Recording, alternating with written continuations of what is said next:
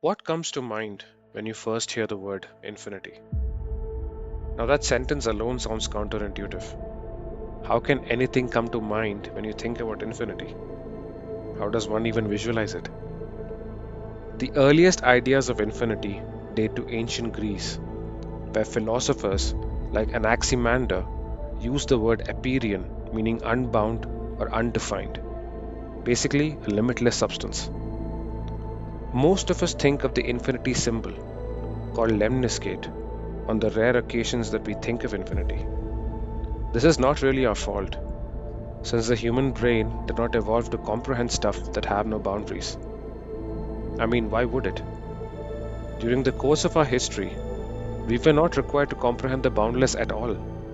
We evolved to live within bounds, possibly as a survival strategy, surrounded by a limited amount of people, needing to negotiate a limited time in a limited space. Infinity sort of challenges this limit loving brain to break that evolutionary boundary. It is an enigma and captures our imagination precisely because we cannot grasp it. Consider what you see when you look up at the night sky. The possibilities fascinate us because, for all we know, they are infinite. Let us, for a second, think of the number of stars. Let's say in the Milky Way galaxy.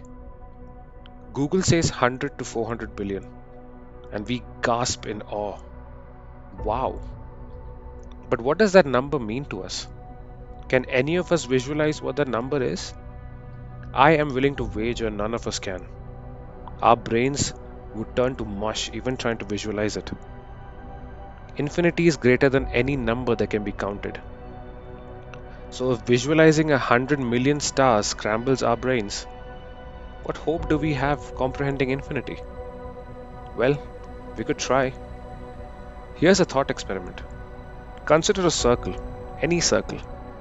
Just pick up any circle shaped object in your room, the top of a bottle cap, your ring maybe, and let us ask ourselves, how many points close to each other make that curved edge that you feel with your fingertips?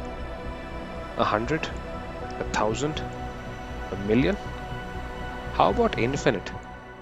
That ring or whatever circle shaped object you hold in your hand could very well be the best way for us to visualize infinity.